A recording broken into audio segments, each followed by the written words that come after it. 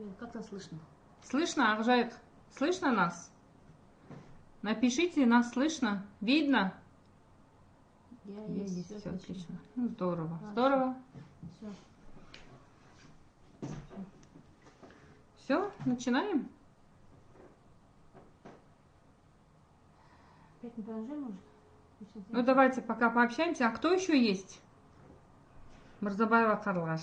О, молодец, Карлыгаш. Видимо, все знают, что такое возражение, поэтому не подсоединяются, да?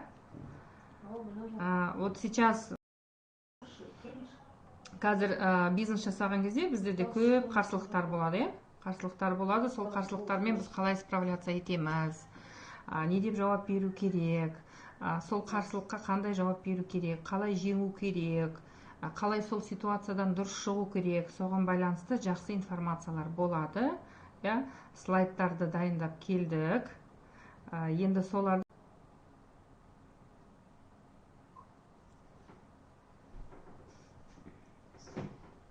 Так, а кто третий? Участник я, что ли, третий участник?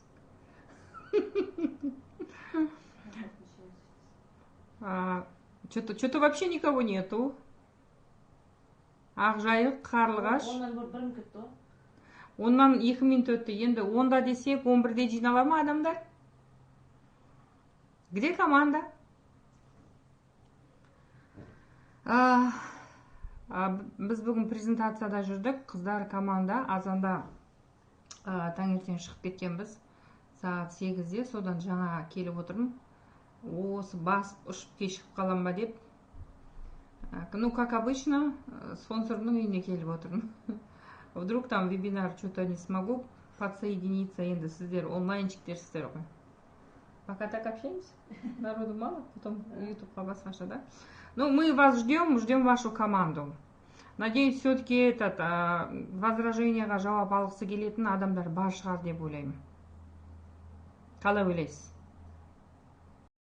Менде так 5-ші каталогта онлайнда 12% шықты, Бақытжан дейтін жігіт. Сосын 6-ші каталогта мен офлайн кеттім, онлайнға вообще қараған жоқпын. Енді бүйтіп қарап тұрсам, онлайнда жұмыс жасайтын адамдар шығып жатыр. Енді 7-ші каталогта қайтадан бастаймыз.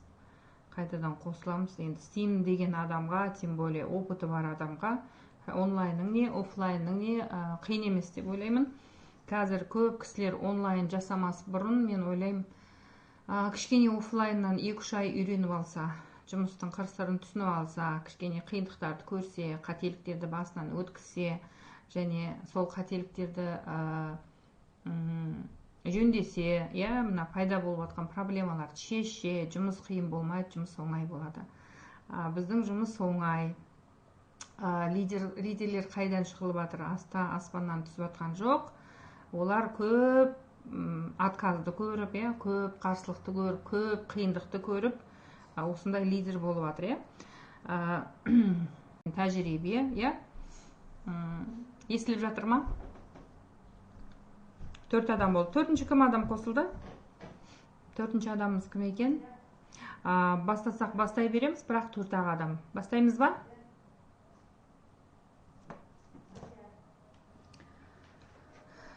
Слышно, Ақжайық?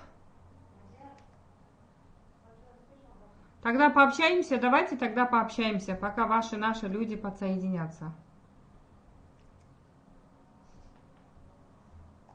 Все слышно, нормально, ма? Все слышно, дейді ма? Көрініп тұр, естіліп тұр бәрі. Да. Естіліп тұр, көрініп тұр, иә? Ну, молодцы, рахмет. Но у нас, тем не менее, мало. Мақсуда апай, заходите по ссылке. Ссылкаға бассаңыз кіреді.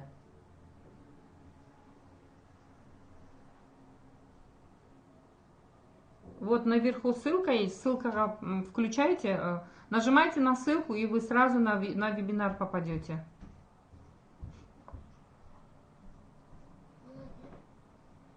Это вот такие вот, можно же это просто записать и на YouTube как ролик отправлять.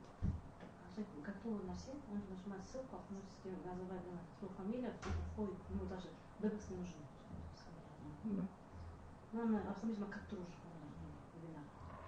Ребята, вот смотрите, вот эта ссылка же есть, prüfme.com деген, да? Қарлығаш деп жаңа жібердік қой ссылканы, соған бассаңыз сіз автоматически кіресіз осы вебинарға. Сонда сізге WebEx-тің да қажет жоқ, өзіңіздің аты жөніңізді толтырасыз, и біз сізді көріп отырамыз. Света, привет! Онлайн-лидер. Наверное, вырежешь же потом, да? О, уже 8 человек. Ну, давайте звоните своим, пусть подключаются. Қарлығаш қазақша сөйле деп жатыр, постараюсь қазақша сөйлеуге, но орысшаға кетіп қала береді. Чисто орысшада не получается, чисто қазақшада не получается. Поэтому енді жартылай орысша, жартылай қазақша оқығанның әсері шығар, не знаю, посмотрим. Я думаю, поймем, да, друг друга. Кеш жарық.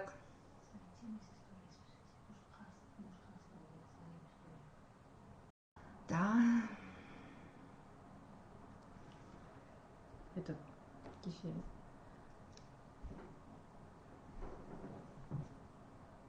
Вот. Все, Айжан, начинайте. Все, да, бастаймыз, да? Ну, қалғандары қатып қалды дейді. Ну, у кого тыңдап отырсаңыздар. Это хорошо. Естілмей жатыр, көрінбей жатыр ма? Көрініп жатыр ма? Мы отключили же, поэтому. Теперь. Слышно? Все. Да. Видно, да? Все, начинайте. Все окей, хорошо. Блин, я на английском написала. Хорошо. Кеш жарық, алтын жалын, құрметті лидерлер, консультанттар, қатарыңыз қосыла беретін шығар. Вебинарымызды бастап жатырмыз. Бастаймыз, да? Все хорошо. Менің есімім Айжамал Кадырова, Oriflame компаниясының консультанты. Жасым 43-те, 3 бала шағам бар, отбасым, жолдасым бар, 3 мамандығым бар.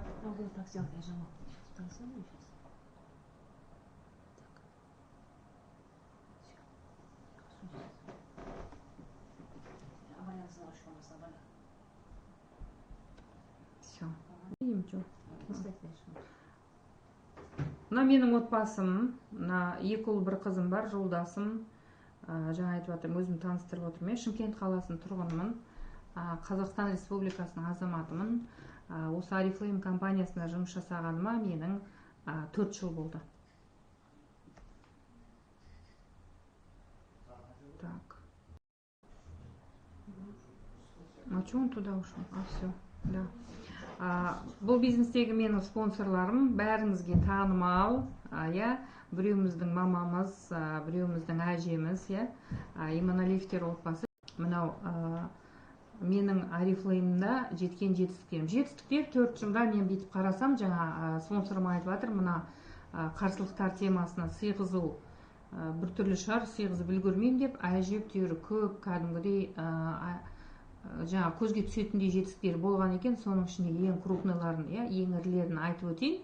Ол мына менің автокөлігім. Бұл автокөлікті 59 адам алған екен. Компанияның берген осындай Масле жаңағы автосалоннан алған автокөлігім. Өзім өте жақсы көремін. Міне 2 жыл болды осы автомобильді айдап жүргеніме. Өзім қатты қуанамын. Осындай мүмкіндік беріп отқан компанияны қалай жақсы көрмейсің, Одан кейінгі слайд бойынша менде тағы қандай жетістік, бонустар дейді ғой, бонусная программа жатыр. Ол жаңағы 15%-ке, 18%-ке, 22%-ке шыққандағы бонустар. Бонус мечты деп атамыз, сондай бонустар алғанымыз бар. Ол айлықтан бөлек, айлыққа қосымша мына 525 мың бонус мечты алғаным бар. Оны мына Риксоста күштілеп тұрып, дүркіретіп тұрып, кәдімгідей сахнаға шығарып тұрып, сені марапаттап, құттықтап, не деген овация, қошаметпен осыны беріп отыр. Енді осындай бонус біріншіден қай жерде бар, сосын бұндай марапаттау қай жерде бар, Мына бүгінгі біздің айтылатын тақырып, ол қарсылықтар, Мен новичоктардың болғанын қалаймын осы вебинарда, осындай тыңдаған. Почему? Потому что кішкене қарсылық көрген кезде, бірінші кезде адамдар не істейді, кішкене шошып қалады, қорқып қалады. Содан қорықпаңыздар, біздер де сіздер сияқты бастадық. Мен осы жолы ранее көбісіне барсақ, мен Oriflame істегем, анада істегем деп айтады ғой. Ничего страшного, біз де істегеміз, бір істеген адам қайтадан істемейді деген әңгіме жоқ. Сондықтан болса, менмін деген бір іште сізде тұрып тұратын, басқаша өмір, жақсы өмірге қызығатын бір кішкене де бір түйсік болса, онда сіздің қолыңыздан келеді екен. Тура солай мен үшінші балама декретный отпускта үйде отырған кезде, ол кісі 1 жасар еді. Мен осы компанияға тіркеліп, Қарлығашқа тіркеліп, осы бизнесті бастағаным бар. Яғни жаңағы диплом, бірінші диплом мұғалім, одан кейін экономист дипломы. Сосын 2009-дан бастап мен өзім, анам көп ауырғандықтан, осы нутрициология саласын байқап, қарап, врачтармен араласып, сөйлесіп, нутрициологтардың сабағын алып, Коротков дейтін кісі бар, сосын Лисичкина дейтін паразитолог бар, сол кісілерден білім алып жүрген болатынмын. Одан қалса, мына былтыр және оның алдыңғы жылы біз Швецияға, Данияға барып келдік. Сол жерде бізде сертификат алып қайттық. 5 күн обучение алу деген осындай знаменит сол, осы продукциямен кәдімгідей спокойно өзіңіздің главврачыңызға барып айта беріңіз деген әңгімесі бар. Және бізге сол жақта вручать еткен біздерге сертификаты, сертифицированные эксперты wellness продукции. Сондай жылы осы Қазақстан бойынша Айжамал Кадырова wellness номер 1 Қазақстана болып, мен осы жаққа барып келгенім бар. Енді шетелге барамыз деп ойладық па, оның путевкасы қанша тұрады? Бұл Европа мемлекеті, қалтаңнан төлейсің ба, төлемейсің ба? Егер біз осы жұмысты жасамасақ, барар ма едік қалтамыздан ақша шығарып та? Компания төлеп отыр, біз ешқандай ақша шығарып отқан жоқпыз. Осындай керемет нәрсені көріп отырмыз. Біріншіден Дания мемлекетінде болдық, одан кейін Швеция мемлекетінде болдық. Всемирно известный кардиохирург, өкпе пересадкасын бірінші жасаған кісі, бірнеше ғылыми жұмысы бар, ғылыми зерттеу орталығы бар, қарамағында бірнеше профессорлар жұмыс жасайды. Осы кісілерден білім алып қайттық. Енді мен бірінші барған жылы аузым ашылып отырды кәдімгідей, потому что өйткені білмейтін нәрсеміз өте көп екен. Қыздар, жігіттер, білмейтін нәрсеміз өте көп. Сондықтан жасаған жұмысың үшін, жасаған еңбегің үшін осындай керемет сіздерге жаңағы поощрение береді ғой. Бұл ойлаймын мен үшін өте үлкен бақыт. Менің ең бірінші поездкам осы Oriflame'ның отаны Швеция және wellness-тың жүрегі Эгелесоға барып қайттым. Қазақстаннан 6 қыз бардық. Мына Жетісайдағы Қарлығаштың директоры Каракушикова Гүлмира, тоже Жетісай номер 1 лидер. Сосын Сарыағаштан Насиба ханым, Тоқтиева Насиба. Сол үшеуміз бірге барып қайттық. Одан кейінгі слайдта қараңыз, қандай жетістік болды менде. Мынау 2016 жылы былтырда тағы барып қайттық. 60 адам болдық. 60 адам әр жерде не бар, бұл қандай өнім екен, ол қандай профессорлар екен. 60 адам болып барып қайттық. Украина, Монголия, Россия, Чехия, Словакия, Қазақстан. Мынау сол жаңа плантациясында суретке түстік. Енді компанияның берген білімінде сөз жоқ, қыздар, жігіттер. Сөз жоқ. Осыны сіздерге енді біздер шырылдап айтамыз. Өз көздеріңізбен көріңіздер, барыңыздар, еңбек етсек сіз бара аласыз. Бұл жерде блат жоқ, ешкім жаңағы блатовать етіп, ақша беріп, о жаққа барып атқан жоқ. Әркім өзінің жасаған еңбегімен. Сосын бұл жерде нечестность дейтін нәрсе жоқ. Біреуді аттап өтіп, біреуді нету деген. Бәрі честно келеді, ешкімді алдамайды. Мына сол жердегі түскен суреттер. Швецияға барғыларыңыз келеді ма? Біздің командадан осы қазір мен өткендегі рейтинг, өткен каталогтың рейтингі бойынша первая тройкада бізде өзіміздің командамызда 3 қыз келе жатыр. Ол Оспанова Гүлсара, Индира Саурбаева, тағы бір кісі. Так что позицияны бермеңіздер, сіздерде бар аласыздар. Енді мынау компанияның тағы берген жетістігі ретінде мен мынау банкет директорларды айтып атқан жоқпын. Ол қандай болып барамыз. Одан кейін мынау Go for Diamond движениесі дейтін бар. Мен өте қуаныштымын, что мен сол движениеде болғаныма. 2 жыл сол движениеде келе жатырмын. Ол жерде эксклюзивная информация, эксклюзивный жаңағы мықты жаңағы сабақ дәрістер, сосын жаңағы ол жерге быстро растущий с уровня золотого директора спискта да.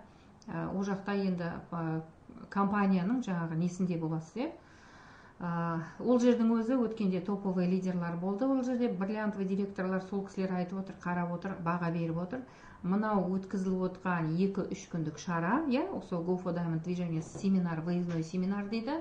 На уровне золотого директора өтіп жатыр. На уровне золотого директора. Сонда мынау Чымбұлаққа бардық, қанша адам барып қайттық, осы біздің алтын жалыннан да барып біраз адам.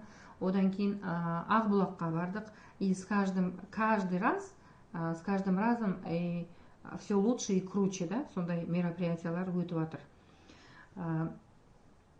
Құдай қаласа тағы бір жетістік деп айтып отырмын. Ертең Құдай қаласа сентябрьде біз мына лайнерді білесіздер ғой, сол жаққа мен өзімнің жігітімен жол жүріп отырмын, жол жүргелі. Меня слышно? Проверка связи.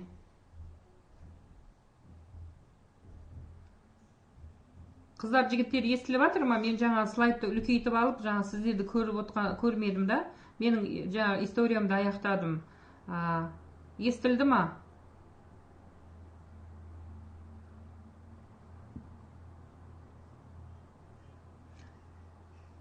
Швецияға барып келгеніміз, машина алғанымыз, бонус мечталар, движение Go for Diamond компанияның беріп отқан, көмегі. Хорошо. Тогда қарсылықтарға кетеміз. Новичоктар бар болса, біздің осы бүгінгі вебинарда көріп отсақ, кім новичоктар? Енді тіркелген 2%-ке шыққан кісілер, как бы все равно білім сәл аздау болады, мен как бы уровеніне қарайсыз ғой, да? Уровень процентіне қарамайсыз, оның алған біліміне қарайсыз. Хорошо. Сонда мына қарсылықтарға қисайып атқан адамдар бар ма командаңызда? Қарсылықтарға сынып атқан адамдар бар ма? Қарсылыққа жауап беремей атқан адамдар бар ма? Қарсылыққа шыдамай кетіп қалып атқан адамдар бар ма? Қараңыздар, біз бұл компаниямен контрактқа отырдық, договорға отырдық. Бізді ешкім нанимать еткен жоқ. Біз наемный работник емеспіз. Біз спонсорға жұмыс жасамаймыз. Әркім өзіне жұмыс жасайды. И мынандай кейбір кісілер айтады, мен спонсорға жұмыс жасадым, спонсорға товар оборот жасадым де. Негізі ондай әңгіме керек емес әңгіме, ондай әңгімені тыңдаудың қажеті жоқ. Әркім өзі үшін жұмыс жасайды. Бұл бизнесті әркім, есіңізде сақтаңыз, әрқайсыңыз біз өзіміз өз бизнесімізді құрып отырмыз. Енді қараңыз, қарсылықты бірінші отбасыдан бастайық. Қарсылық деген не? Оны қалай қабылдау керек? Сосын каталог ұсынған кезде, каталог көрсе біздер қарсылықты, қарсылық бізге келіп жатады. Неше түрлі ответтер, нет деген сөздер, жоқ деген сөздер, мен бәрін білем деген сөздер. Сосын қосымша мағлұматтар, дұрыс па? Осы жайлы біз бүгін айтамыз. Арасында кішкене жауап жазып отырсаңыздар, мен біліп отырар едім, что звуктың жетіп атқанында. Енді қараңыз, келесі слайдқа ауысамыз. Қарсылық деген не? Қарсылық деген бар мағлұматпен қабылданған мағлұматтың сәйкес келмеуі. Сіз осымен келісесіз ба?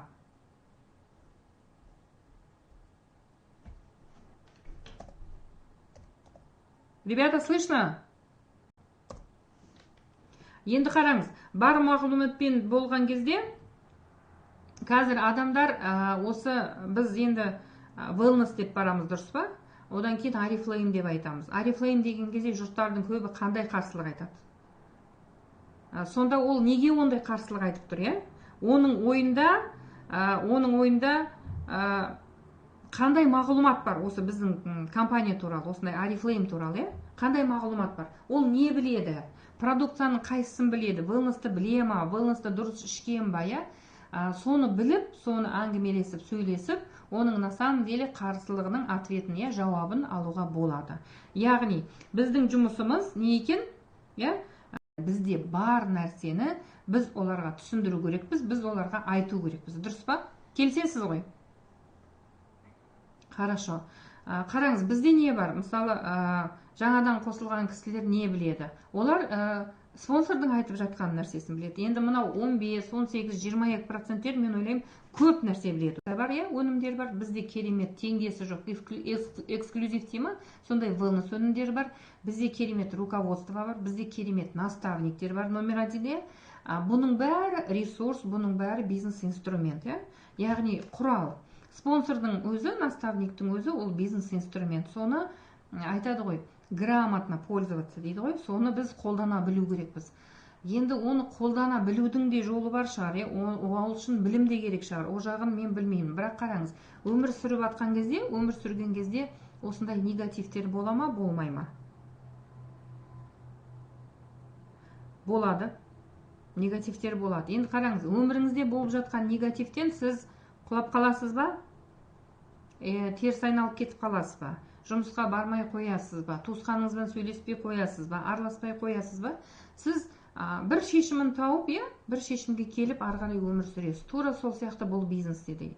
Мына біздердің шырылдап айтатынымыз школадан сабақтан қалма деп, сол жерде сіз сол 3 айда кәдімгідей қатасыз ғой, внутренний стержень дей ма, көптеген қарсылыққа сіз дұрыс, мен бизнес хочу, мен ақша хочу, мен шетелге барам, мен сен сияқты машина хочу дейді, айлық, остаточный доход алғым келеді дейді, бірақ өзі еш нәрсе істемейді. Ол уже жауап өзі шығып тұр. Одан кейінгі слайдқа көшетін болсақ,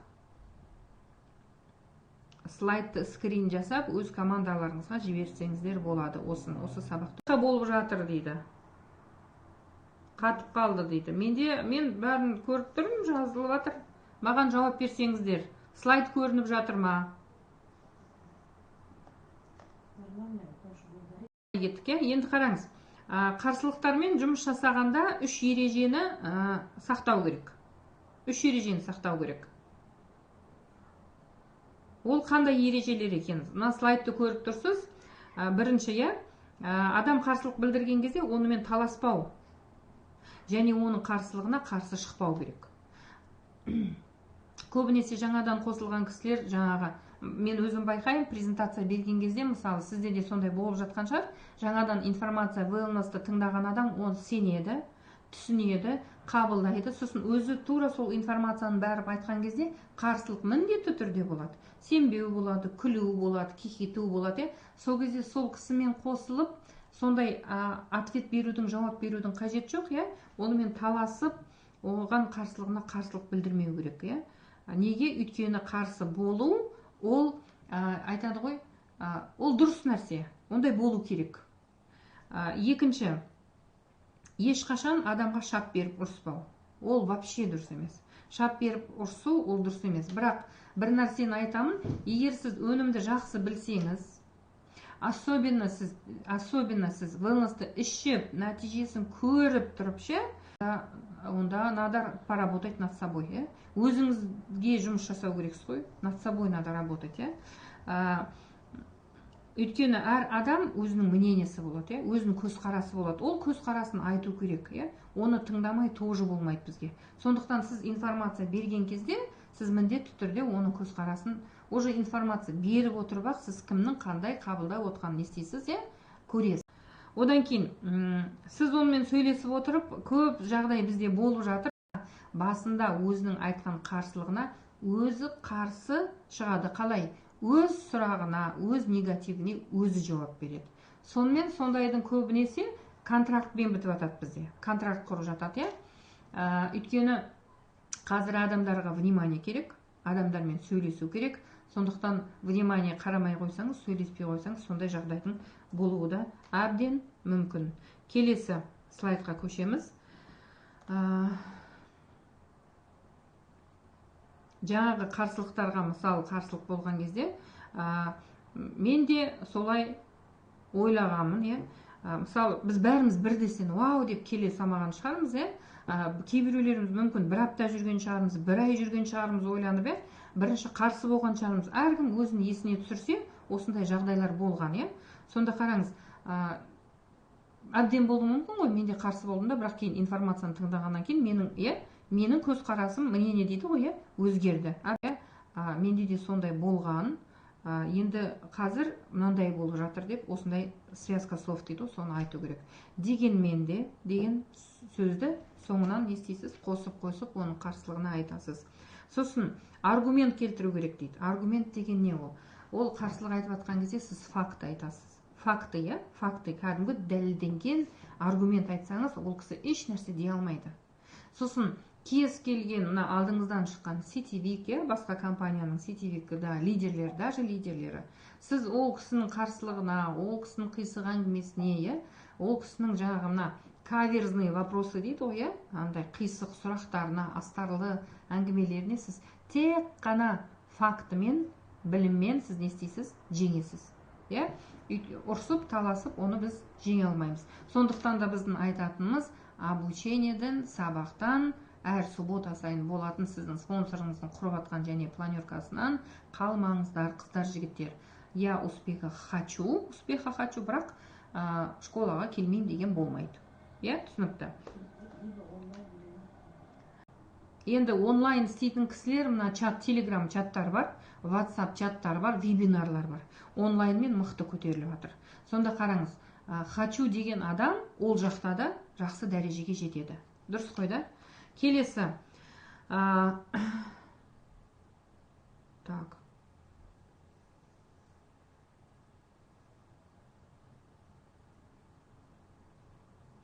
Мынаған не болды?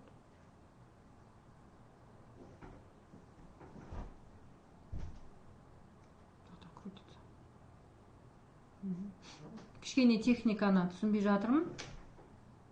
Кешірім сұрайым. Естіліп жатыр да?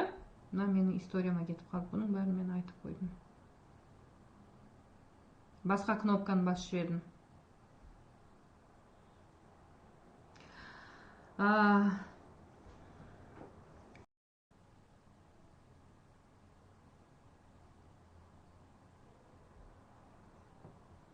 Енді қараңыз, мен басқа компанияның косметикасын қолданам деген адамға не деп айтамыз? Сіз не деп айтасыз? Сізде сондай қарсылық шықты ма?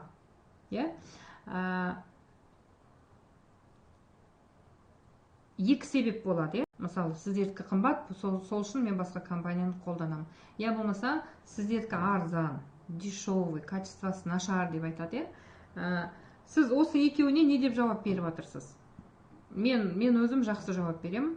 И жауап берген кезде оның көзқарасын дұрыс жаққа, негізі бар мағлұмат действительныға соответствовать ететін нәрсеге қарай бұру, ол біздің жұмыс, қыздар, жігіттер. Сонда қараңыз, қымбат деген кісіге не деп айтамыз? Сапалы өнімнің ішіндегі бұл қол жетімді продукция деп айтасыз, дұрыс па? На самом деле, мысал келтіретін болсақ, әлемде танымал маркалар бар ғой, бізде көбінесе мына қалталы кісілер, енді моданы жақсы түсінетін кісілер шығар мүмкін, тренд дейтін нәрсенің не екенін білетін кісілер, олар всемирно известный маркаларды біледі, қолданған және оның аттарын біледі. Енді қараңыз, мына бет терісіне келетін болсақ, мысал келтіресе, соны әдемілеп жеткізу керек. Мына Lancome дейтін бар, Франциянікі, 4-ші орында екен. Мынандай кішкентай тюбик кремін сіз примерно 100 евроға сатып аласыз. Мынандай титтей кремді, құры кремнің өзіне. Lancome. 3-ші орында Estée Lauder. 2-ші орында ол не? Ол Novage сериясы, Ultimate Lift, от Oriflame. 8 жыл зерттелген, кожа зерттеу клиникасында осыны дайындап шығарған шөп сығындыларынан жасалған продукция. Қандай керемет, 2-ші орында Novage сериясы. Енді бағасын салсақ, кремі қанша тұрады? Енді біздің осы набор крем Россияда қанша тұрады, соны көріңіз. Түркияда қанша тұрады, соны көріңіз. Одан кейін Швецияның өзінде қанша тұрады, соны көріңіз. Өйткені біздің экономикаға қарай осындай қолжетімді баға бізге қойып отыр. Түсінікті ғой да? Бізде одан кейінгі арзан, дешевый деп менсінбей тұратындар бар, болады ғой да? Мен ойлаймын болады деп, Мен өзім күлкім келеді кейде сондай әңгімеге. Почему? Потому что качествосын білмей жатып, бұл компанияның қандай компания екенін, түсінбей айтқандар болады, бірақ түсініп тұрып кекетіп тұрып жауап беретін кісілер болады. Ол кісілерге сол кісінің тілімен жауап беру керек міндетті түрде. Сіз кез келген адамға қарсылығына информация берген кезде сіз ол ситуациядан достойно шығу керексіз. Мен сізге гарантия берем, егер сіз обучениені білсеңіз, өнімді болсаңыз, хоть онлайн болсын, хоть офлайн болсын, сосын сіз өзіңізде білім болса, сіз кез келген адамды біліммен орнына қоя аласыз. Арзан китайский ваши дегенге, ойбай дейсіз, сөйлесесіз, қандай, не алдыңыз, қандай китайский сізге жақпай қалды, флаконы қандай еді, суреті қандай еді. Сонда көбінесе адамдар даже айта алмайды ғой. Басқа бір нәрсені айтып тұрады, Oriflame-да болмаған флакондарды, болмаған цвет, сондайларды мына Oriflame дейді. Я говорю, бұл Oriflame емес қой, неге сіз Oriflame-ға жала жауып жатсыз деп күлем. Солай выяснять етесіз. Сіз сұраған кезде ол тоқа тереңді, қай болды, қаншаға сатып алды, толком қолдана алмайды, бірақ жамандай салу оңай ғой. Сондықтан ол сізбен біздің жұмыс. Oriflame өнімдері табиғи, тек шөп сығындыларынан жасалынады. Стокгольмда кожа зерттеу институты бар. Осыны айтасыз, олар білмейді. Халық бұны біле бермейді. Действительно білмейді. Сіз осыны айтсаңыз, ол кішкене не істейді? Уже басылады. Одан арғарай факты беретін болсаңыз, ол не істейді? Ойы өзгереді. Біздің сізбен жұмыс, онымен ұрыспау, оның көз қарасын өзгерту. Сосын ең соңында оның келісімін алып бітесіз ғой. Келісімін алған кезде ол кісі айтады ғой, мен анау компанияны қолдандым, мынау компанияны қолдандым, ананың скраббетін қолданған. Сөйтіп сіз кейде өзім бетіп отырам, встречаются такие люди, что білімді, грамотный, что продукцияны жақсы білетін кісілер. Мен ол кісілерге міндетті түрде комплимент айтам. Неге маған ұнайтын қасиетін мен ұнайды деп айтамын. Тыңдап, сіз адамда тыңдай білетін адам болады, тыңдай білмейтін адам болады. Тыңдай білмейтін адамға мен таңғалам. Тыңдай білмейтін адам бас уже білесіз. Адамдар көп сөйлеген жақсы көреді ғой, әсіресе әйел қауымы да, тем более ішінде бір негативтер толып қалса, ол соның бәрін шығарып сол жерде лақ еткізіп айтқысы келеді. Тыңдап алыңыз, беймарал сөйтіңіз да, біліммен жақсылап тұрып оны не істейсіз? Көзқарасын кәдімгідей дұрыстайсыз. Сонда ол кісімен сіз сияқты осындай білімді адаммен танысқаныма мен қуаныштымын. Сіздің осындай скрабтары бар екен, гель для душа, жаңағы шашқа, бетке осындай поэтапно білетіңізге мен қуанып отырмын, потому что көп қыз-келіншектер бетіне не істейді, крем алады, анандай комплексный уход дегенді білмейді. На самом деле білмейді. Соған сіз комплимент жасасаңыз, ол уже тоже бері қарайды. На самом деле біз қыз-келіншектер комплимент жақсы көреміз. Бізге комплимент көп айтылмайды, жұмыста айтылмайды, үйде айтылмайды. Сондықтан комплимент бізге өте керек. Жақсының жақсысын честно айту керек, өтірік комплимент болмайды. Одан кейінгі слайдқа көшеміз. Естіліп жатыр ма? Қарсылықтарға байланысты осындай қарсылықтар шығып атқандары болып жатыр ма? Қыздар, жігіттер? Одан кейін мынандай қателік жасамаңыздар. Өзіңіздің визиткаңызды бәріне тарқатып беріп, оның телефонын алып қалмай, телефонын алмай кетпеңіз. Наоборот, сіз бір қағаз барласасыз. Света, Қарлығаш, Ақжайық, слышно?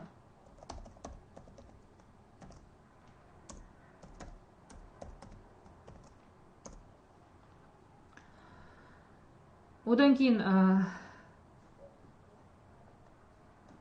мен қайбір жылы алып едім, маған жақпады, менде аллергия болды, сіздің косметикаңыздан осындай деп айтатындар болады. Болады ма? Кездесіп жатыр ма ондай нәрсе? Ондай нәрсеге не деп жауап береміз? Ондай болуы мүмкін сұраңыз. Одан кейін қалай қолданғанын сұраңыз. Сосын терісін, бет терісі қандай екен, ол өзі біле ма, білмей ма? Жирная, сухая, чувствительная, комбинированная. Мен ойлаймын, көп кісі біледі деп, көп қыз-келіншектер, бірақ білмейтіндер де шығып жатады. Сондықтан мына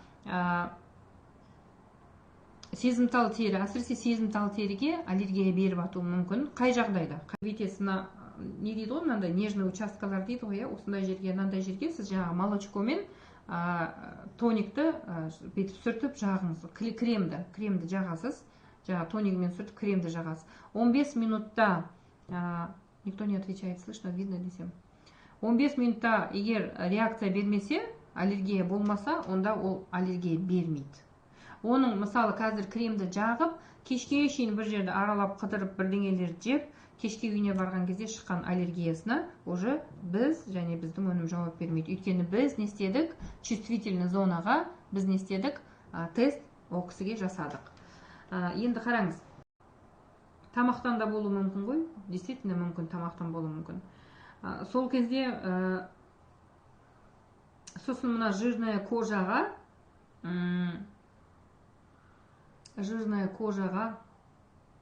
для сухой кожа арналған кремді беруге болмайды. Сухая кожаға енді бұл дұрыс емес. Қалтасын ойлап сататын кісілер, олар тек қана өзінің қалтасын ойлап сатып кетуі мүмкін. Ондай бір күндік жұмысқа қызықпаңыздар. Ондай жұмысты жасамаңыздар. Что табиғи біздің мына өнімдерге келген кезде, мына wellnessқа келген кезде, ондай жұмыс жасаған дұрыс емес. Ол деген негатив болады, ол деген кері жұмыс болады. Ол ертеңгі күні ол таяқтың бір ұшы өзімізге түседі. Мысалы, мына wellness'та да 10 ауруы бар, ол 10 ауруымен 10 жыл жүре. Соған мынандай бір ғана омеганы беріп кетіп, сен осыдан жазыласың демейді. Ол жазылмайды. Оны алдап бір 3000-4000 теңге көру ондай болмайды. Сондықтан кәдімгідей түсіндіріңіз, біздің продукция ұялатын продукция емес, біздің продукция көмектеспейтін продукция емес, эксклюзивный, оның артында научный сотрудниктер тұр. Сондықтан сол продукцияны айтып, дұрыстап түсіндіріп, комплексно айту керек. Біз консультантпыз ғой, консультанты красоты и эксперты вел. Одан кейін жаңағы чувствительный кожа дейміз ғой, сезімтал тері. Сезімтал теріге оптимал сериясы. Оптимал сериясы мынандай подходит. Сондықтан сол кісілерге осы оптимал сериясын предлагать етіңіздер. Келесі слайдқа көшеміз.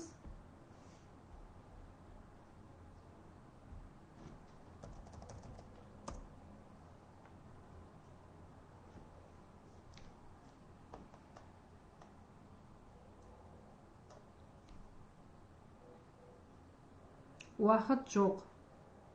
Уақыт жоқ деп айтатын адамдар бар ма? Бұл енді бизнес, жаңа басында 4 пунктты жаздық қой, бизнес предлагать еткен кезде уақыт жоқ деп айтады. Осындай кейбір адамдар қызығады. Біз бас салып, любой адамға бизнес айтуға болмайды. Бас салып, бұл менің көзқарасым. Мүмкін біреу басқаша ойлайтын шығар да. Мен өзім бас салып, қазір танысып бизнес айта бермеймін. Егер мен объявление берсем, осындай бизнес презентация болады, айтамын, бастан аяқ. Бірақ адамға барып тұрған кезде біз не істейміз? Wellness арқылы айтамыз. Менің уақытым жоқ деген адамдарда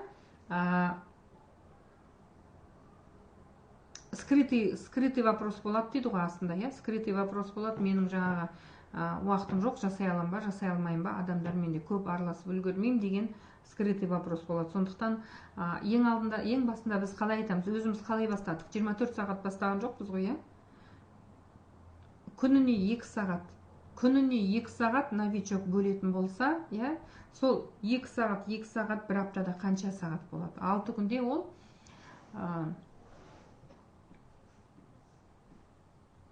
естіліп жатыр да?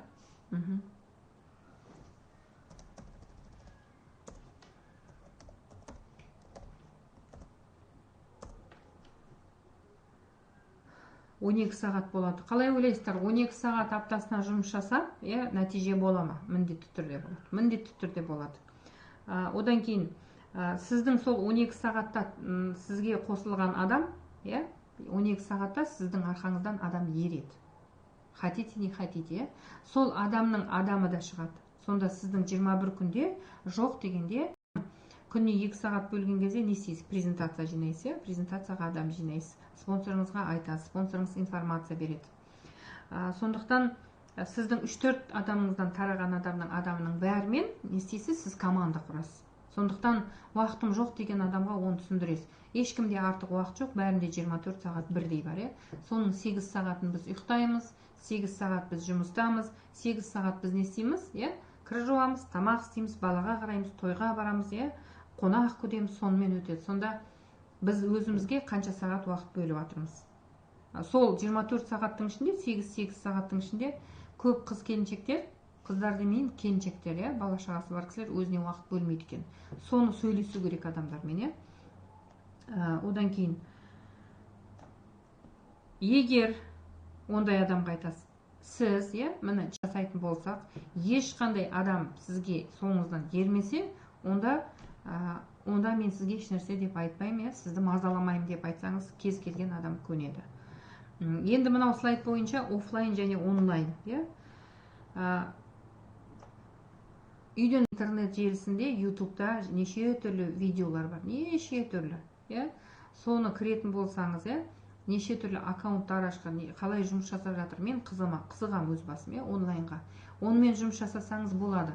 Өйткені менде 4-ші каталогта 9% шықты, 5-ші каталогта 12% шықты. Нұсқабаев Бақытжан командасы онлайн 12% шыққаны бар. Енді ол реально 1900 балл болып тұр дәл қазір. Сондықтан қандай жұмыста жасасаңыз да ол болады, тек жасау керек. Келесі слайдқа көшетін болсақ, мен сата алмаймын дейтін кісілер бар. Бар ма? Мен сата алмаймын, сіздерде сату керек деп ше. Сату керек болғанда товарооборот болу керек. Бірақ ешкім сізге айтып жатқан жоқдар бар, сөйтті оны сумкаға салып алда көше аралап тентіреп сат деп жатқан ешкім жоқ. Бұл жерде сіз кіресіз, бизнес керек болса, біз қазір бизнесті айтып отырмыз, бизнестегі қарсылықтарды айтып отырмыз. Сізге ақша керек болса, сіз 150 балмен бастау керексіз. 150 бал дегеніңіз не? Ол примерно 30 000 теңгенің несі? Заты. Сіз оған дене күтімін аласыз ба, сіз оған косметика аласыз ба, сіз оған wellness аласыз ба, оны араластырып аласыз ба, ол сіздің өзіңіздің шешіміңіз. Солай сіз 150 балмен бастайсыз да не істейсіз? Адамдарды шақыра. Түсінікті, да? Сата алмаймын дейді. Қараңыз, да? Мен де сата алмаймын, мен зат сата алмаймын. Сату ұялатын тұғым. Сосын бірдеңені предлагать ету ұят сияқты болып тұрады. Обычно өзіңнің затыңның качествосын білмесең, өзіңнің өніміңді білмесең, сен сата алмайды екенсің. Мүмкін өзінің затын білмей тұрып, мықты сататын кісілер бар шығар. Мен ондай кісілерге вообще браво деймін да. Бірақ дегенмен де біліп сатқан дұрыс. Сондықтан осы жердің өзі, жаңағы біздің обучениеға келіп жатады. Бұл жерде қараңыз, біз консультант красотымыз ғой, осының бәрі үйретіледі. Сондықтан сату методикасы бар, бартер, бартер методикасы, сосын жаңағы метод Коробейников дейтін бар, одан кейін наличкаға сату да бар. Сосын реклама жасау арқылы, мастер-класс жасау арқылы сатылады. Мына біз Новейджді сол кезде маған ұнамады деген адам болған жоқ. Яғни ол кісі сол мысалы 5 адамға өткізсеңіз, соның 2-еуі сатып алады, комплексный міндетті түрде сатып алады. Оның бәрі үйретіледі. Келесі слайдта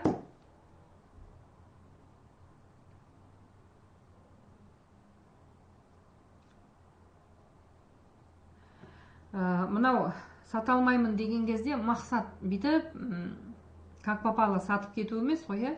Сіз адамға сол кісінің жасына, сол кісінің кожа бет терісіне қарай, тип кожына қарай, оның жаңағы сұранысына, потребности дейді ғой. Біреу мен әжімді кетірем дейді, басқа ешнәрсе қызықтырмайды, оған әжімдікін бересіз.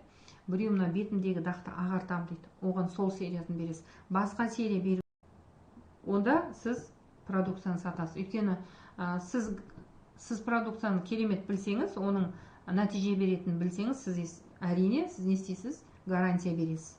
Гарантия беріп тұрғаннан кейін ол не істейді? Ол сізден алады. Кез келген потребительге сізден зат алғаннан кейін 1 айға ұмытып кетпеңіз.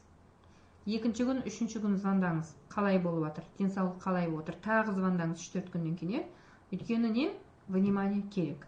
Келесі қарсылық, адам жоқ. Бар ма сондай қарсылық? Адам жоқ, мен кімге айтамын? Бұл жерде мен көп адаммен араласпаймын, бар ғой, көп адаммен араласпайтындар, ол үшін көп таныс керек дейтіндер бар. Бар ма сондайлар?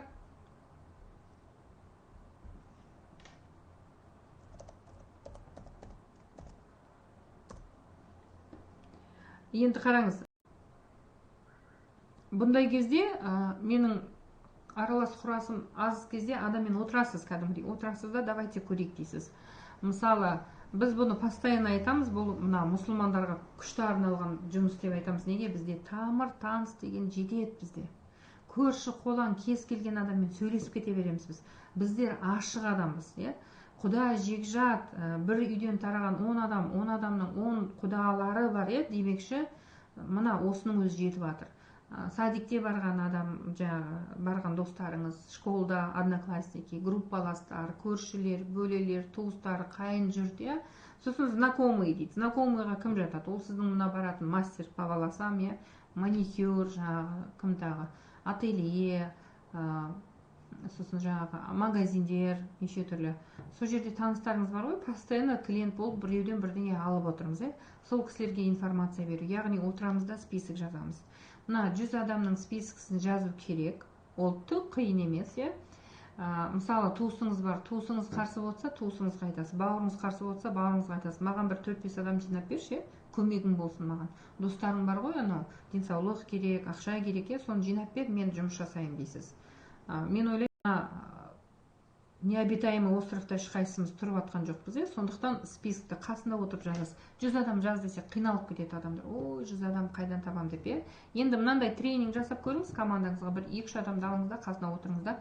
Мынандай міне саған подарка берем, мынандай бір подарка берем. Қазір міне үшеуіңіз список жазасыз. 2 минут уақыт берем, 2 минутта ешқандай таңдамай өзіңіздің реальный адамдарыңызды қоршаған ортаңыздағы жазып шығыңыз. Туыс, тамыр, дос, коллектив жазып шығыңыз десеңіз, өткенде солай жазғыздым, минимум 10 адам жазды. 10, 20 адам. Оның ішінде таңдап жаздым мен. Осы Аладау, Шедау көп адам жоқ емес, адам көп. Таныстар тізімін ешқашан ұмытпаймыз. Өйткені адам жоқ дегенде көбінесе адам мына бүгін ертең кеше араласып жүрген 5-6 адамы, 10 шақты адамы есіне түсу мүмкін да, анау списктегі неше түрлі таныстар ұмытып кетуі мүмкін. Сондықтан біз оларға таныстар тізімін жазғызамыз. Мен сен сияқты сөйлей алмаймын дейді, ол үшін оратор болу керек, общительный болу керек, ойбай, қайда сен сияқты сөйлеу деп айтып жатады. Ондай қарсылықтар болып жатса, сіз не деп жауап бересіз? Оратор болып ешкім толмайды ғой. Толасып оратор болмайды, бұған үйренесіз бұған. Енді мына жаңағы бізде бар ғой, мынандай айтылатын нәрсе, информация сіз берген кезде 70% не істейді? Сіздің имиджіңізге қарайды. Одан кейін 20-25% сіздің интонация, мимика, тонға қарайды. Одан кейін 5% сіздің не айтып жатқаныңызға қарайды. Осыны ұмытпаңыз, Одан кейін сабаққа қатысу арқылы. Опять же соған келіп жатыр да. Мен осыны командама көп айтам, сабаққа қатысу арқылы. Продукцияны білген кезде сөйлейсің, вынысты білген кезде сөйлейсің, білмейсің, сөйлей алмайсың. Бизнес сабағы айлық қаяқтан төлене түсінген кезде, қай жағдайда қанша процент төленеді, путевка қалай беріледі, автопрограмма қалай болады. Соны сіз білген кезде сөйлейсіз ғой, сөйлемек түгілі. Енді команда құрған кезде бастапқы еңбек спонсордікі. Әрине спонсордікі. Бірақ сіздің көзқарасыңыз бен оның көзқарасы сай келмесе, не болады? Нәтиже болмайды. Сондықтан бір спонсордың сіз үшін армандауы ол аз. Басында солай жұмыс жасадық, ол қателік болды. Яғни біз таңдаған адам, я хочу деген адам, любой нәрсеге, кез келген нәрсеге үйренуге болады. Мақсат қылып қойсаңыз болды. Мақсат қылып қойсаңыз, сіз соны үйренесіз. Баяғыда маған, мен оратор болғым келеді деген кезде, маған ұнайтын, күшті мынадай ораторлар бар ғой, мысалы. Бір-екі кісіні айта аламын, сахнаға сөйлеген кезде оның сөзі, оның сөз мәнері, оның қандай мәдениетті сөйлеуі, сосын залды қаратуы, сондай маған ұнайтындығын. Залмен жұмыс жасауы, сол кезде қатты ұнап, мен сондай болам деген кезде, ораторство ол туыла біткен қасиет, ол екінің бірінде болмайды деп менің бетімді қайтарып тастаған кісілер болды. Мен сол кезде кәдімгідей жүрегім ауырып қалды. Бірақ қазір өзімнің сахнада шығып сөйлейтініме өзім ризамын. Оның бәрін қаяқтан үйрендім. Кітап оқисыз, жұрттың алдына жаймен первый шаг, второй шаг, третий шаг қып шығасыз, оған үйретіледі. Сіздің қасыңызда наставнигіңіз мықты, осының бәрін үйретіп береді. Қыздар, жігіттер, еш нәрседен қорықпаңыздар. Қолынан сенің келмейді деп ешкім айта алмайды, құқығы жоқ. Барлық нәрсені үйренуге болады. Адамда өзінде желаниясы болса, соның бәріне жете аласыз, бәріне жете аласыз. Енді қараңыз, мына бизнес бәрімізді сөйлетеді. Бәрімізді сөйлетеді. Сосын мына ақшаға шығамыз ғой, 15%-ке шыққан кезде адамдар сайрайды. Дұрыс па? 15%, 18% деген менеджерлік. Сайрайды, ақша шығады, премия түседі, путевка алып жатыр. Өйткені бұл сондай сөйлесетін бизнес. Одан кейін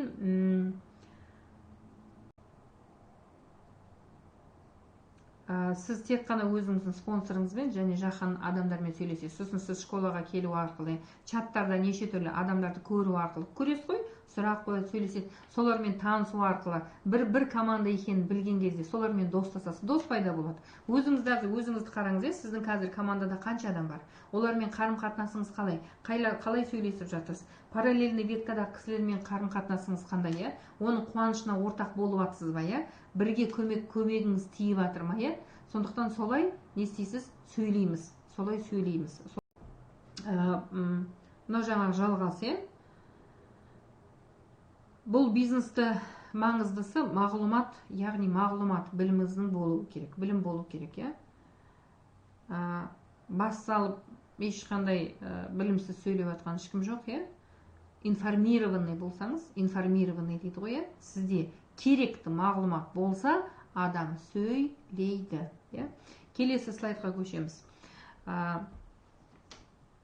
Бұл бизнесте ең алдыңғы алғашқы нәрсе үйрену. Әрі біліміңіз толысады, әрі және не істейсіз? Үйрету арқылы сіз оратор боласыз. Бір айтасыз, нашар болады, екінші айтасыз, сәл дұрыс болады, үшінші айтасыз, одан дұрыс болады, төртінші, бесіншіде уже не істейді? Арқаңыз ашылып, информацияны все лучше и лучше бересіз. Келесі слайдқа көшеміз. Мен қорқамын дейді.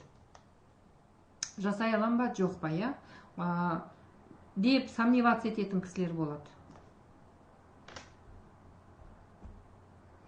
Сомневаться ететін кісілер болатын болса, қараңызда, не дейді ғой, уверенность, сенім. Ол опытпен және біліммен келеді. Сондықтан мына қазір самостоятельно өз бетімен жұмыс жасап жатқан кісілер еш нәрседен қорықпаңыздар. Сіздер өте дұрыс жасап жатсыздар. Менің спонсорым лақтырып кетті, онда керек емес. Еншісін ертерек берген лидерлер мықты болады. Мына қарасаңыз, мына аяғында нық тұрған лидерлер самостоятельно жұмыс жасаған кісілер. Аяғынан нық тұрған лидерлер. Күнде бір нәрсе үйреніп жатсыз. Өзіңіздің жасаған жұмысыңызды анализ жасап отырып не істейсіз? Сіз өз қателіктеріңізді көріп отырсыз. Дұрыс қой, уақытпен келеді. Сенімділік, қыздар, жігіттер, уақытпен келеді. Кейде мынандай болып жатады. Біздің мына погон дейміз ғой, біздің процентіміз 12, 15, 18, 22-міз тез өсіп кетіп жатыр да, білім жетпей қалып жатыр. Дұрыс па? Қуалап жетпей жатырмыз. Қуалап жете алмай қалып жатырмыз. Оның өзі жаман емес. Быстрый рост жаман деп айтпаймын, жақсы. 3 ай, 4 айда 22%-ке шығу, директор званиясын ашу әбден мүмкін. Сондықтан қорықпаңыз. Үй тікпейсің, машина тікпейсің. Сен не істейсің? Денсаулығыңа өзіңе алып ішіп бастайсың, өзіңе жуынатын. Жұрттарға осыны сұлулықты, денсаулықты айта отырып, сіз не істейсіз? Жақсы табысқа шығасыз. Енді ол кісіге уверенностьті вселять етесіз, онымен сөйлесіп отырасыз қой, новичокпен, сөйтесіз да, онымен плотно бірінші кім? Спонсор жұмыс жасайды, спонсор жұмыс жасайды бірге. Сондықтан сенімділік бәрінде бірдестен болады деп айтпаймын. Со временем сенімділік келеді. Жан-жаныңызға қараңыз, параллельный веткаға қараңыз, сұрап көріңіз. Сен келе салып сенімді болдың ба деп сұрап көріңізші. Сенімділік ондай келе салып көбісінде болған жоқ. Со временем келеді, сондықтан одан қорықпаңыздар. По-любому қалай, сіз ішпегеннен кейін сіз не ұтылып тұрсыз. Бірақ сіз не істейсіз, не ұтасыз? Біріншіден 20% скидкамен аласыз. Екіншіден керемет мероприятияларға қатысасыз, іс-шараларға.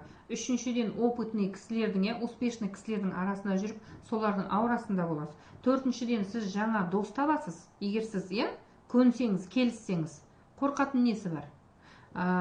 Одан кейін сіз жаңағы өнімдерді изучать ету арқылы, сабақтарға қатысу арқылы, мына бет күтімін қалай жасау керек екенін үйреніп аласыз. Кім үйретеді сізге тегін, мына жерде сіз үшін тегін. Wellness-ты от үйді біліп шығасыз. Мына қараңыз, қанша нәрсе. Подаркілерін аласыз. Сіз даже потребитель болсаңыз, сондықтан бісміллә деп не істеу керек? Бастау керек.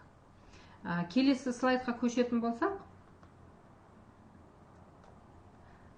сіз осыны үйренген кезде сөйлейсіз. Хотите, не хотите сөйлейсіз. Сол кезде сіздің нәтиже, сол сізге не береді? Сол сізге сенімділік береді. Мына пирамида дейтіндер бар, келесі қарсылық.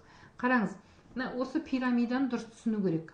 Біз әлі де болса MLM-нің не екенін білмейтін адамдар бар, ФП бар, финансовая пирамида бар, деген мынау сет жүйесі арқылы тарқайтын товар өнімдері. Қараңыз, мына өкімет бар, өкіметте бір президент болады, дұрыс па? Одан кейін вице-президент болады, одан кейін министрлар болады, одан кейін депутаттар болады, сол сияқты мектепте де директор школы біреу болады, завуч екеу болады, одан кейін мұғалімдер болады, одан кейін техничка. Яғни мынау пирамидамен көп нәрсе құрылған. Пирамиданың жаңағы жолмен құрылған. Бірақ финансовый пирамидада сіз мысалы ақша саласыз, қазір керемет компаниялар шығып жатыр ғой, керемет болғанда мынандай миллион құясын, 2 миллион құясын, 3 миллион құясын, ақша құясында процент алып отырасың дейді, процент бешеный дейді. Енді товар жоқ жерде сіз ұтыласыз. Қараңыз, мысалы мен кірдім пәленбай миллионмен, мен енді пәленбай миллионмен кіретін адам алып келмесем, маған еш нәрсе түспейді. Қаяқтан түседі? Одан кейін сіз алып келдіңіз, мақұл, алып келдіңіз, бір-екеу алып келдіңіз. Ол ертең бір-екеу алып келмесе, оған түспейді ғой? Процент, дұрыс па? Проценті. Сосын ол бір тиын шығара алмағаннан кейін не істейді? Сізге келеді да не істейді? Есігіңізді тықтап, біреудің ақшасын құйғызу арқылы, кредит алып құйып жатқандар бар, үйін тігіп алып жатқандар бар. Сондықтан солай жұмыс жасаймын десеңіз, ол өзіңіздің шешім, бірақ товарный денежная пирамида, ол сіз мына ақша бересіз, орнына зат аласыз, сіз ұтылып жатқан жоқсыз. Осы екеуін шатастырмау керек, Сондықтан сізге финансовый пирамида біреу айтатын болса, шақыратын болса, олар енді күшті айтады жаңағыдай, өте оратор болады ғой оларда, күшті басыңызды айналдырып жіберуі мүмкін. Егер сіз мына денсаулығыңызға ойын тігіп, ол сіздің шешім. Осыдан шатаспаңыздар. Ертеңгі күніңізді ойлаңыз, Ертең адамыңыз, сіздің шақырған адамыңыз довериесінен шығып қаласыз, содан абай болу керек. Енді финансовая пирамида, ол всегда мошенничество деп саналады. Мошенничество деп саналады. Ал товарно-денежная, ол тауардың айналымы деп саналады. Сондықтан мына Oriflame компаниясы, сізбен біз істеп жатқан компанияда 50 жыл уже қалаларда қаншама бізде нелер бар, офистар бар. Соны айту керек. Бұл түсінікті ма?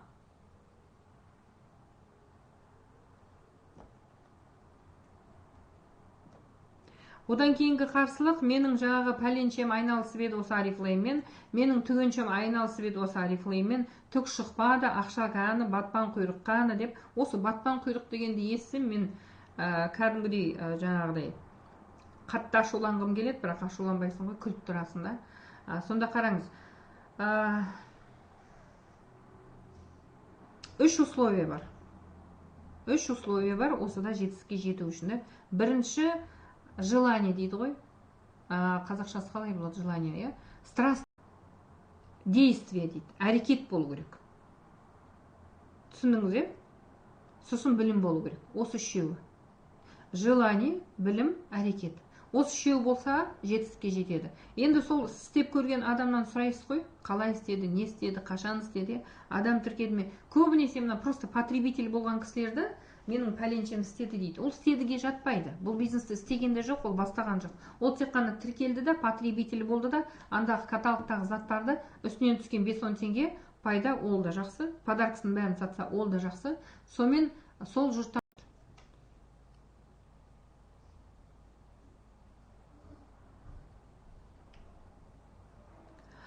келесі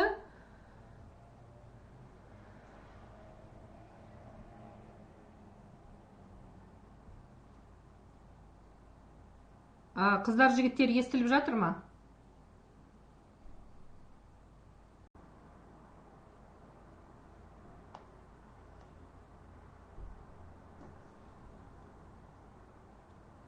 Мына кейбір адамдар хочу дегенмен әрекет еткісі келмейді. Мына айтамыз ғой да, сіз неге құлап қалған, оны сұрау керек, неге құлап қалды, неге болмай қалды. Енді қараңыз, компания көп, компания көп. Бұрында да болған, қазір де ол болады. Адамдар келеді, адамдар кетеді. Ол кезде болды, қазір де болды. Потребитель болады, біреу бизнес жасайды, біреу бастамай жатып кетіп қалады, біреу бастап кетіп қалады, біреу жарты жолдан кетіп қалады, біреу жақсы нәтижеге шықса да кетіп қалуы мүмкін. Бұл қарсылық болғанда. Сондықтан мына армандап адамның арманын сұрап отқан кезде бір шаг жасап шошып кетіп қойып қоятын адамдар бар. Внутренний слабость. Енді сол внутренний мықты болу үшін біз бәріміз адамбыз. Тағы да айтамын, спонсорыңыздың, наставнигіңіздің онлайн, офлайн обучениесіне қатысыңыздар. Біз адаммен жұмыс жасаймыз. Бұл жұмыстың қиыны адаммен жұмыс жасау шығар. Бірақ сіз опыт алған кезде сізге ол түк қиын болмайды. Мына лидерлерге қарасаңыз, мысалы, біздің спонсорымыз жұмыс жасайды, ешқандай негатив ол кісіге қызық емес. Яғни негатив бізбен сізге қызық болмау керек, отказ бізбен сізге қызық болмау керек. Өйткені сіздің мақсатыңыз бар. Сонда қараңыз, біреулер бастайды да жарты жолға келіп, олар да кетіп қалады. Бар ондай кісілер. Сондықтан кім не ұтады? Сен ұттың ба, ұтылдың ба? Келе жатыр, екі адам до конца кім жетеді? Кім соңғы рет құлап тұрып, цельге жеткен кезде сол жетеді. Ал болды, шаршадым деп қалсаңыз, қалып қоясыз. Өмірде де сіз құлап қалсаңыз жата бермейсіз ғой, ары қарай жылжисыз. Сондықтан түк шықпады деген адам шығады. Тем более қазір компания өте күшті болған, өте бай компания, ақшасы көп, бонустарды көп беріп жатыр. Мына рыноктағы заттары қымбат тұратын компаниялар бар ғой, ол кісілердің маркетингі қиын. Өйткені мынандай айлық алу үшін, мысалы, әр компанияның директорының алатын $1000-ын, 500 мың долларын біздегі жасаған товар обороттың 2 есе, 3 есесін жасау керек. Сондықтан соны біліп барып, жасаған дұрыс, айтқан дұрыс. Келесі слайдқа. Бұл бизнесте адамдарға навязываться дейді ғой. Жетістікке жетем десеңіз, ешқандай адамға жабыспаңыз. Жабысып шошытып алмаңыз. Тоже мынандай жұмыста көріп жатырмыз, өзіміздің командада болып жатады. Жабысып алады бір адамға, шошытып жібереді. Навязчивый болудың қажет жоқ. Ойбай, сен іш, ойбай, сен кірсең мен өсем деп қателік айтып жатады. Сен кірсең мен директор болам. Олай айтуға болмайды. Ешқандай шошытып алудың қажет жоқ. Біздің жұмысымыз адам тіркеу. Адамдардың негатив ұстап жүргені сол мағлұматтың дұрыс қабылдамау, дұрыс болмау ғой, дұрыс мағлұматты жеткізе алмаудан. Компания өте дұрыс компания. Компанияда барлық нәрсе бар. Тамила Полежаева айтпақшы, нет предела дейді ғой. Нет предела. Потологы жоқ. Қандай дәрежеге өскіңіз келеді? Мына $1,000,000-дан да кейін жоғарғысын қоятын шығар. Сондықтан оның бәрі бізбен сізге байланысты. Көбіне ойымызда қателіктер болып жатады. Сондықтан мынау слабый адамды уговаривать етуге болады. Сильный адамды уговаривать етудің қажет жоқ, қыздар, жігіттер. Сильный адамға сіз керекті, нужный мағлұматты дұрыс жеткізе алсаңыз, не істейді? Ол адам сізге қосылады. Көзіне тіке қарайсыз, информацияны таза бересіз. Келесі слайдқа. Сондайлар ертерек бастау керек еді, қазір кеш болып қалды, бәрі Oriflame-ға тіркеліп қойды дейтін кісілер бар. Сондықтан ол кісілерге не деп айтамыз? Мысалы, ешқандай да ол факт емес. 10 жыл бұрын, 20 жыл бұрын бастау дегенде, күні кеше мысалы 4 ай бұрын тіркелген кісілер 22-ке шығып жатыр. 21 күнде 22%-ке шығып директор кісілер бар. Сондықтан ол қойылған мақсатқа байланысты, сіздің жасаған әрекетіңізге байланысты, дұрыс па? Мына жыл сайын қанша мектеп бітіріп жатыр, қанша институт бітіріп жатыр, қанша адам жұмыссыз жүр, қанша адам сокращение қылып жатыр. Олардың бәрі іздейді. Қазіргі заманда бір айлыққа өмір сүру ол мүмкін емес. Мүмкін емес, еш нәрсеге жетпейді. Өзіңіз де көріп отқан шығарсыз, айлыққа өмір сүріп жатсаңыз. Сондықтан дополнительный доход, қосымша табыс адамдар іздейді. Егер сіз сондай адамға дұрыс уақытысында керек мағлұматты бере алсаңыз, ол адам сіздің соңыңыздан ереді. Егер дұрыс бермесеңіз, ыңқ-мыңқ деп тұрсаңыз, ол адамды сіз не істедіңіз? Патып алдыңыз ол кісінің артында. Айтады ғой мынау, люди болтливые дейді ғой. Көп сөйлейтін адамдар, бада-бада көп сөйлейтін адамдар, сосын жаңағы нелер, адамды тыңдай алмайтын адамдар, бас аяғы жоқ сөйлей беретін адамдар, жетістікке жетпейді екен, серьезный результат болмайды екен. Сондықтан бұл бизнесте тек қана оратор емес, бұл бизнесте сіз не істейсіз? Психолог болып шығасыз. Сондықтан мен сіздерге және новичоктарыңызға осы бизнеске қосылғанын қалаймын. Шын ниетпен. Мынау осы бизнеске келіп тұрыпшы, мынау 100 мың сұраймыз ғой. 100 мың сұрағанда 100 мыңға шығу, 150 мыңға шығу түкке тұрмайды ол. Ол абсолютно қиын емес, ол оп-оңай. Просто олған действительно керек деген адам әрекетін жасап жетіп жатыр, Ал сол өзінің барымен қанағат қалып жүргендер, олар әрекетке бірдестен кіріспейді. Әрекетке бірдестен кіріспейтін кісіге біз басында не істейміз? Мына условия, сіздің 5 міндетің бар, сіздің, менің міндетім бар. Екеуміздің міндетіміз қосылса, көзқарасымыз біз болса, сіз жетеміз. Осы 5 міндетті орындаған адам жетіп жатыр жетістікке. Кім жетпей жатыр? Ол орындап өз қателігін біледі. Сондықтан біз қателікті мойындамаймыз ғой, қателікті мойындап үйрену керек, Яғни сіз өзіңіздің, бұл сіздің бизнес, түсінесіз ба? Бұл сіздің бизнес. Сіз өзіңіз бизнес құрып отырсыз, жеке бизнесіңіз. Енді сіздің бизнесіңіз аяғынан нық тұру үшін сізге сіздің наставник көмектесіп жатыр, компания көмектесіп жатыр, Не деген материалдарды беріп отыр, көптеген инструменттер бар. Соның бәрін сіз дұрыс қолдансаңыз, сіз жетеді бір жерде жұмыс жасайсыз. Қай жерде жұмыс жасайсыз? 9-дан 6-ға шейін жұмыс жасайсыз ба? Мынандай ақшаға 58-ге келгенше өзіңіз таңдайсыз. Мысалы, біздер мына свободаны көрдік, ақшаны көрдік, шетелді көрдік, автомашинаны алдық, остаточный доход алып жатырмыз. Сондықтан біз ана жаққа төменге біз уже түспейміз. Сондықтан біздің айтатынымыз, мына жоғарыны, бір сатыны бір рет көрші, 100 мың автомашинаны көре, сен сол сатымен көтеріліп жатқанда сен өзің өзгересің. Адам өзі өзгерген кезде ана дәреженің бәріне несейді? Жетеді. Келесі слайдқа көшеміз. Мысалы, бір адамға сіз ынты-шынтыңызбен бардыңызда информация айттыңыз, ол қабылдамай қойды. Отказ берді.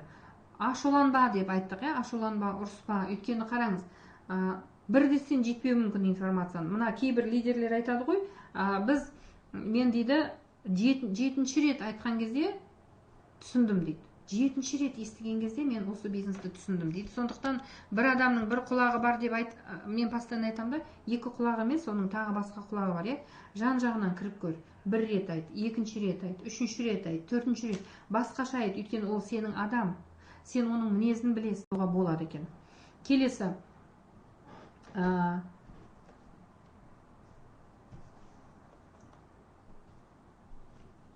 Келесі слайдта сразу көнетін адамдар бар. Тоқетер, не істеу керекпін? Ой, қандай рахат сондай адам, Не істеу керекпін? Бұл бизнес не істедім? Неден басталады? Вот сондай адамдармен жеңіл, Ол кісілерді де не істейсіз? Дұрыс направление беріп отырасыз. Келесі айтарым, бізді опытный қылады, бізді лидер қылады сізді. Түсіндіңіз ғой, Соған жауап беру арқылы, сомен жұмыс жасау арқылы сіз не істейсіз? Мықты лидер болып қарсылықтарға күшті жауап бере аласыз, Менде бар. Сумкаларды қойып. Айтады, мына сөзді қараңыздаршы. Возражение нас развивает, түсініп тұрсыз, развивают. Чем бұл сөз опыттан келіп отыр. Көп лидерлердің тәжірибесінен келіп отыр. Одан кейін люди, которые нам возражают, наши бизнес-тренеры дейді. Мына список жазған кезде біз не деп айттық, мына біз таңдап жазамыз списокты. Список жаз деп кез келген адамға айтсақ, таныстар тізімін жазыңызшы, сосын соларға айтайық десеңіз, таңдап жазады ғой. Көнеді ау, сосын көнбейді ау деген адамдарды жазады. Көнбейді ау деген адамдардан бастаймыз дейміз. Сол кісілерге барамыз дейміз, информация. Сіз бәрі бұларға шешім қабылдап қойдыңыз, көнбейді деп, сол кісілерге барып шыққан кезде ішінен мен бизнес жасаймын, мен wellness ішем деген адамдар сол списоктың ішінен шығып жатады. Нет деген адам, ол бізді мықты қылып жатыр ғой. Сондықтан бізді семьяда қарсылық болғанда, менің күйеуім осы жолы қатты қарсы болды. Қарсы болған кезде, ой, сен деген шаршамайды екенсің деді. Вот не надоело тебе деді. Орысша айтады ол кісі. Не надоело тебе? Сен де бір қоймайды екенсің, балаға қара деді. Отыр тыныш деді, ренжисің ғой. Жан-жағың сөйтіп айтты болса, ренжисің. Одан мамаң қарсы болса, менің мамам ешқашан маған қарсы болған емес. Мені поддержка беретін өмір бақи сол кісі. Менікі дұрыс болсын, менікі бұрыс болсын да. Осы жақсы қасиет шығар мүмкін да, ол постоянно сенің есіңде жүреді, саған поддержка беріп, сен қолынан келмей жатқан тірлікке де саған поддержка беріп жатқан кісі да. Спонсорыңыз бар. Сол кезде мен жігітіме айттым, сен маған 3 ай уақыт берсе, мен понимаю, анау балалар кішкентай да. 3 ай уақыт бер, 3 айда мен егер 50 мыңға шықпасам, мен тастаймын дедім. 3 ай емес, 2 айда 22% ашып, 2 айлық зарплата жаңағы 330 мыңды алып, ИП ашып, сөйтіп қолына 200 мың теңгені санап беріп, мынау сенікі деп, оны бір қуантып, және таң қалдырып, одан кейін жаңағы қарсылық ақша ұстап тұрғаннан кейін қарсылық білдіріп, 1 жылдың ішінде не деген мероприятияларға бардық. Одан кейін автокөлік алғаннан кейін полностью маған рұқсат берді. Қазір енді қуанып отырмын, мынау лайнерге бірге барамыз. Менің жаңағы уақытысында үйге келмей қалғаным, кей кезде тамақты істеп үлгермей қалғаным, соның бәрі мен ойлаймын. Кейін Қарлаш айтады ғой, балдарымызға сказка өмір бердік, олар рахмет айтады. Әрбір бала өзінің әке-шешесіне ұқсаса екен, басқа біреуге, басқа бір көршіге бір ұқсағысы келмейді, өзімізге ұқсаса екен. Енді бізге ұқсас. Сондықтан барлықтарыңызға сәттілік. Ондай қарсылықтың бәрін, әсіресе туыстар, әсіресе достар, сіз енді бастадыңыз ба, до конца жеткізуге тырысыңыз. Өйткені ол кісілерді бері қаратасыз, сіз тек қана нәтижемен, результатпен. Барлықтарыңызға сәттілік тілеймін. Осымен біздің вебинар аяқталды. Барлықтарыңызға рахмет. Сұрақтар тағы бизнеске байланысты, соған байланысты сұрақтарыңыз қойса, мен жауап беруге дайынмын.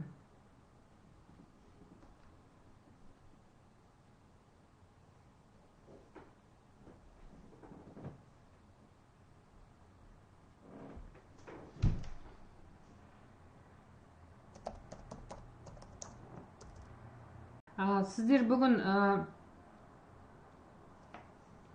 пайдалы нәрсе алдыңыздар ма? Осы мен айтқан нәрселердің ішіндегілер сіздің бизнес жасап жатқан жерде кездесті ма?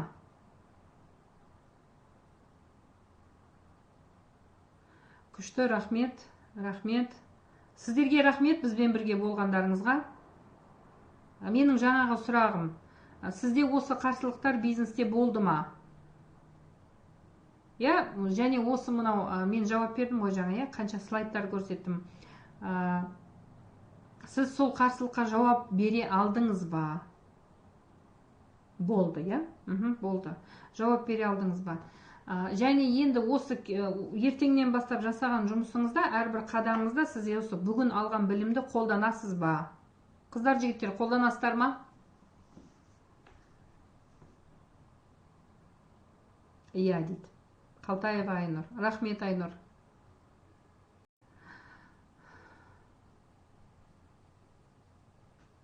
Біз 10:30-да бастадық па?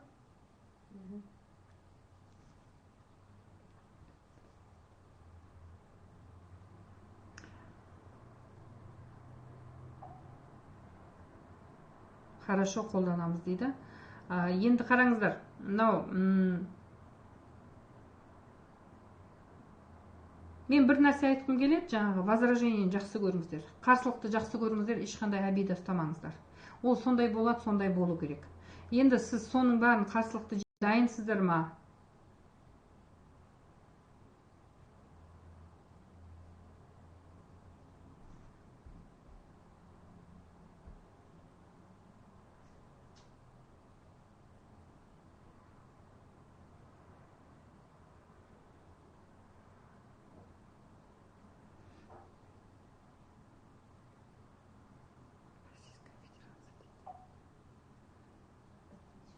Все, хорошо, онда келесі вебинарға дейін. Жақсы, рахмет. Куда нажимать это?